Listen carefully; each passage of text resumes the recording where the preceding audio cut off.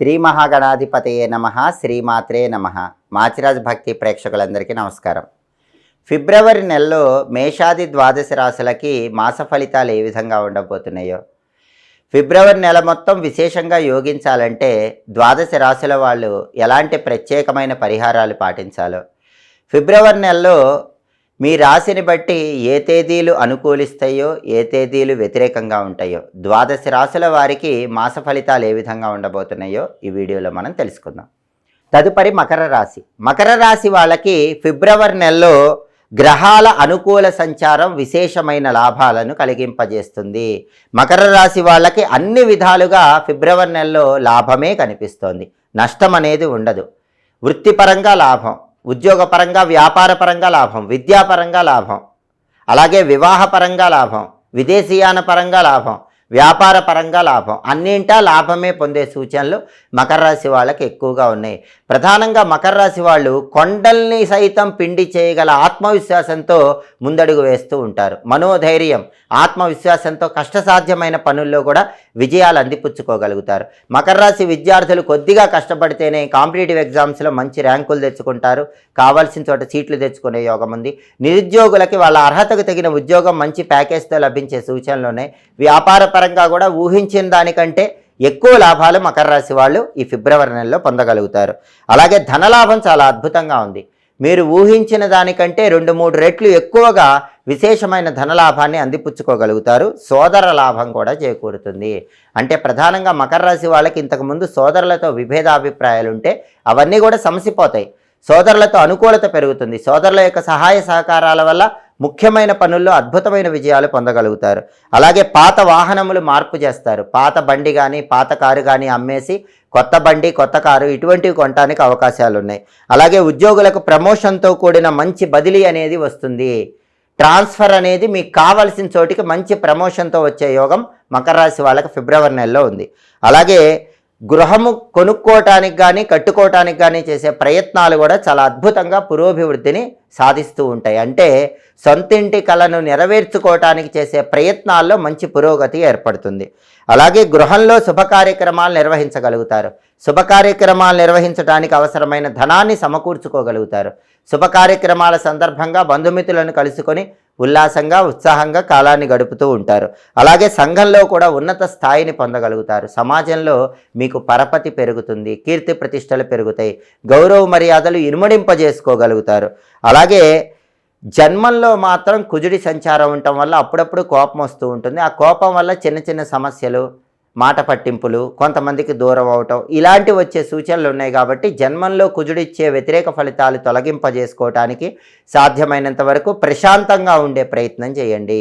కోపాన్ని తగ్గించుకునే ప్రయత్నం చేయండి. అలాగే భూ సంబంధమైన వ్యవహారాల్లో ఊహించిన దానికంటే అద్భుతమైన లాభాలను పొందే యోగం కూడా కనిపిస్తోంది. అలాగే ప్రధానంగా మకర రాశి వాళ్ళకి విదేశీయాన ప్రయత్నాలు కూడా చాలా చక్కగా అనుకూలిస్తాయి. కష్టసాధ్యమైన పనుల్లో కూడా విజయాలు అందిపుచ్చుకోగలుగుతారు. సంతానానికి సంబంధించిన అన్ని సమస్యలు తొలగింపజేసుకొని సంతాన వ్యవహారాల్లో కూడా మంచి సానుకూలత ఏర్పడుతుంది. సంతాన వ్యవహారాల పరంగా మనస్సును ప్రశాంతంగా ఉంచుకోగలుగుతారు. కాబట్టి మకర రాశి వాళ్ళకి ఫిబ్రవరి నెల చాలా అద్భుతంగా ఉన్నప్పటికీ అప్పుడప్పుడు కోపం వల్ల చిన్న చిన్న చిక్కులు చికాకులు సమస్యలు వచ్చే సూచనలు ఉన్నాయి. కాబట్టి అది కూడా తొలగింపజేసుకోవటానికి ఈ నెలలో వచ్చే మంగళవారాలు నరసింహస్వామి ఆలయ దర్శనం చేసుకోండి. ఈ నెలలో వీలైనప్పుడు నరసింహస్వామి ఆలయానికి మంగళవారం వెళ్ళి స్వామికి అర్చన కానీ అభిషేకం కానీ చేయించుకోవటం, నరసింహస్వామి ఆలయంలో ధ్వజస్తంభం దగ్గర దీపాన్ని వెలిగించటం చేయాలి. అలాగే ప్రతిరోజు కూడా నరసింహస్వామికి సంబంధించిన ఉగ్రం వీరం మహావిష్ణుం జ్వలంతం సర్వతోముఖం నృసింహం భీషణం భద్రం మృత్యోర్మృత్యుం నమామిహం అనే సుదర్శన మంత్రాన్ని 9 సార్లు చదువుకోండి. లక్ష్మీ నృసింహ కరావలంబ స్తోత్రం చాంటింగ్ వినండి. అప్పుడు మీ రాశిలో కుజుడి సంచారం ఇచ్చే వ్యతిరేక ఫలితాల నుంచి బయటపడవచ్చు. మకర రాశి వాళ్ళు ఇంకా బ్రహ్మాండమైన శుభ ఫలితాలు అందిపుచ్చుకోవచ్చు. అలాగే మకర రాశి వాళ్ళకి ఫిబ్రవరి నెలలో అనుకూల తేదీలు, కలిసి వచ్చే తేదీలు 1, 8, 9, 10, 15, 20, 26, 27, 28 ఈ తేదీల్లో ముఖ్యమైన పనులన్నీ చేసుకోండి. అలాగే ఫిబ్రవరి నెలలో మకర రాశి వాళ్ళకి కలిసి రాని తేదీలు, ప్రతికూల తేదీలు 3, 4, 5, 13, 18, 22, 23, 24. వ్యతిరేక తేదీల్లో ఎలాంటి పనులు చేయకండి. అనుకూల తేదీల్లో ముఖ్యమైన పనులు చేసుకోండి. మకర రాశి వాళ్ళు బ్రహ్మాండమైనటువంటి పురోభివృద్ధిని ఫిబ్రవరి నెలలో ఖచ్చితంగా సాధించగలుగుతారు. కోపం వల్ల వచ్చే సమస్యలు అధిగమించడానికి మాత్రం లక్ష్మీ నరసింహస్వామి ఆలయ దర్శనం చేసుకోండి. నరసింహస్వామి అనుగ్రహం వల్ల ఇంకా అద్భుతమైన శుభ ఫలితాలు అందిపుచ్చుకుంటారని చెప్పి సంవత్సరంలో వచ్చే 12 నెలల్లో మాఘమాసానికి చాలా ప్రాధాన్యత ఉంది. మాఘమాసంలో విష్ణుమూర్తి జల రూపంలో ఉంటాడు. కాబట్టి మాఘమాసంలో సూర్యోదయానికి ముందున్నటువంటి అరుణోదయ కాలంలో తెల్లవారుజామున చన్నీటి స్నానం చేయండి. దానివల్ల విష్ణుమూర్తి సంపూర్ణమైన అనుగ్రహం కలుగుతుంది. చన్నీటి స్నానం చేయలేని వాళ్ళు గోరువెచ్చని నీళ్లతో స్నానం చేసే సమయంలో ఈ మాఘమాసంలో ప్రయాగ ప్రయాగ ప్రయాగ అని 3 సార్లు అనుకుంటూ స్నానం చేయండి. అలా చేస్తే ప్రయాగలో త్రివేణి సంగమంలో స్నానం చేసిన అద్భుత ఫలితం కలుగుతుంది. అఘము అంటే పాపం, అన్ని పాపాలు పోగొట్టే మాసం మాఘమాసం. ఈ మాఘమాసంలో అందరూ కూడా తప్పనిసరిగా కొన్ని దానాలు ఇచ్చుకుంటే అద్భుత ఫలితాలు కలుగుతాయి. మాఘమాసంలో అన్ని దానాల కంటే గొప్ప దానం నువ్వుల దానం. ఈ మాసంలో నల్ల నువ్వులు కానీ తెల్ల నువ్వులు కానీ మీ చేత్తో ఎవరికైనా దానం ఇవ్వండి. వీలైతే నువ్వులతో చేసిన పదార్థాలు దేవాలయ ప్రాంగణంలో భక్తులకు పంచిపెట్టండి. అలా చేస్తే మీరు ఈ మాసంలో ఎన్ని నువ్వులు దానం ఇస్తారో అన్ని వేల సంవత్సరాల పాటు శరీరం విడిచిపెట్టిన తర్వాత స్వర్గలోక ప్రాప్తి కలుగుతుంది. అలాగే మాఘమాసంలో వస్త్రదానం చేస్తే జీవితంలో ధనధాన్యాలకు లోటు ఉండదు. కాబట్టి ఎవరికైనా ఈ మాసంలో మీ చేత్తో కొత్త వస్త్రాలు దానంగా ఇవ్వండి. దానివల్ల ఉత్తమ ఫలితాలు కలుగుతాయి. అలాగే మాఘమాసంలో మంచం దానం ఇస్తే భార్యాభర్తల గొడవలు తగ్గిపోతాయి. భార్యాభర్తల మధ్య దూరం అనేది తగ్గిపోతుంది. కాబట్టి ఈ మాసంలో తప్పకుండా అందరూ ఒక్కసారైనా ఎక్కడైనా ఎవరికైనా మీ చేత్తో మంచం దానంగా ఇవ్వండి. కుటుంబ కలహాలు తగ్గిపోతాయి. గొడుగు పాదరక్షలు ఈ మాసంలో దానం ఇస్తే శని దోషాలన్నీ తొలగింపజేసుకోవచ్చు. మాఘమాసంలో గృహ నిర్మాణం ప్రారంభిస్తే ధనలాభం కలుగుతుందని మత్స్యపురాణంలో చెప్పారు. మాఘమాసంలో ప్రత్యేకమైన పండుగలు వస్తాయి. మాఘమాసంలో శ్రీ పంచమి, వసంత పంచమి అనే పేరుతో సరస్వతీదేవి జన్మదినం మనం అందరం జరుపుకుంటాం. ఆ రోజు అందరూ కూడా ఓం ఐం నమః అనే మంత్రాన్ని ఏ పూజలు చేయలేకపోయినా వీలైనన్ని సార్లు చదువుకుంటే, ఐం అనే అక్షరం సరస్వతీదేవికి ప్రియమైంది కాబట్టి సంవత్సరం మొత్తం సరస్వతీదేవి అనుగ్రహం కలుగుతుంది. మాఘమాసంలో శుక్లపక్షంలో వచ్చే సప్తమిని రథసప్తమి అనే పేరుతో మనం అందరం జరుపుకుంటాం.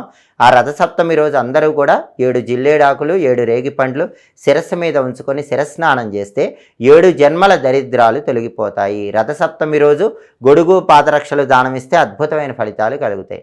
అలాగే మాఘమాసంలో శుక్లపక్షంలో వచ్చే ఏకాదశిని భీష్మ ఏకాదశి అంటారు. భీష్మ ఏకాదశి రోజు శ్రీకృష్ణుడి ఆలయానికి వెళ్ళాలి. కృష్ణుడిని దర్శనం చేసుకోవాలి. ఆ రోజు శ్రీకృష్ణుడికి దేవాలయంలో పూజ చేయించుకొని కృష్ణుడి ఆలయంలో ధ్వజస్తంభం దగ్గర దీపం పెట్టడం కానీ, ఇంట్లో కృష్ణుడికి పాలు పెరుగు వెన్న పటిక బెల్లం లాంటివి నైవేద్యం పెట్టడం కానీ చేస్తే సంవత్సరం మొత్తం కృష్ణుడి అనుగ్రహం కలుగుతుంది. భీష్మ ఏకాదశి రోజు ఉపవాసం ఉండండి. ఏ పూజలు చేయలేకపోయినా ఉపవాసాలు ఉండలేకపోయినా ఆ రోజు విష్ణు సహస్రనామం వింటే కూడా అద్భుత ఫలితాలు కలుగుతాయి. మాఘమాసంలో వచ్చే పౌర్ణమిని మహామాఘి అంటారు. అది చాలా శక్తివంతమైంది. మాఘ పౌర్ణమి రోజు ఎవరైనా సరే తిల దానం చేసినా తిల భక్షణం చేసినా అద్భుత ఫలితాలు కలుగుతాయని పురాణాల్లో చెప్పారు. కాబట్టి కుదిరితే నువ్వులు దానం ఇవ్వండి, లేదా నువ్వులను ఆహారంలో చేర్చి నువ్వులతో చేసిన పదార్థాలు మాఘ పౌర్ణమి రోజు ఆహారంలో స్వీకరించండి. అలాగే మాఘమాసంలో బహుళ పక్షంలో వచ్చే చతుర్దశిని మహాశివరాత్రిగా జరుపుకోవటం, ఆ రోజు అర్ధరాత్రి లింగోద్భవ సమయంలో ఈశ్వరుణ్ణి పూజించడం ద్వారా సంవత్సరం మొత్తం శివానుగ్రహం కలుగుతుంది. మహాశివరాత్రి రోజు ఎవరైనా సరే శివాలయ ప్రాంగణంలో కానీ ఇంట్లో కానీ జాగరణ చేస్తూ శివుడికి సంబంధించిన శ్రీ శివాయ మహాదేవాయ ఐశ్వర్యేశ్వరాయ నమః అనే మంత్రాన్ని చదువుకుంటే ఆర్థికంగా ఉన్న ఇబ్బందులన్నీ తొలగిపోతాయి.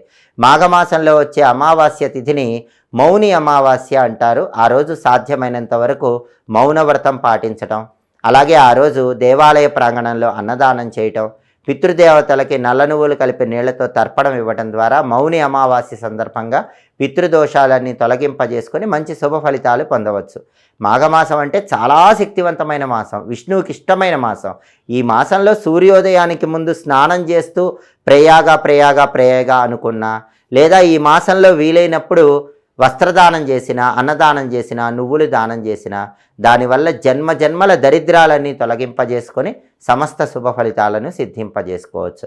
ఎప్పటికప్పుడు జ్యోతిష శాస్త్రపరంగా దినఫలాలు, మాస ఫలాలు, సంవత్సర ఫలితాలు, గ్రహాల సంచారంలో మార్పులు, వీటన్నిటి గురించి తెలుసుకోవాలన్నా, అలాగే పండుగల సందర్భంగా ఎలాంటి విధి విధానాలు పాటించాలో, పండుగల సమయంలో ఎటువంటి పూజలు చేయాలో తెలుసుకోవాలన్నా మా మాచిరాజ్ భక్తి ఛానల్ తప్పకుండా చూడండి. మా వీడియోస్ మీకు నచ్చినట్లయితే మా ఛానల్ లైక్ చేయండి, కామెంట్ చేయండి. మా ఛానల్ వీడియోస్ 10 మంది మిత్రులకు షేర్ చేయండి. మా ఛానల్ సబ్స్క్రైబ్ చేసుకోండి. పక్కనున్న బెల్ సింబల్ నొక్కటం మాత్రం మర్చిపోకండి. సర్వే జనాః సుఖినో భవంతు. స్వస్తి.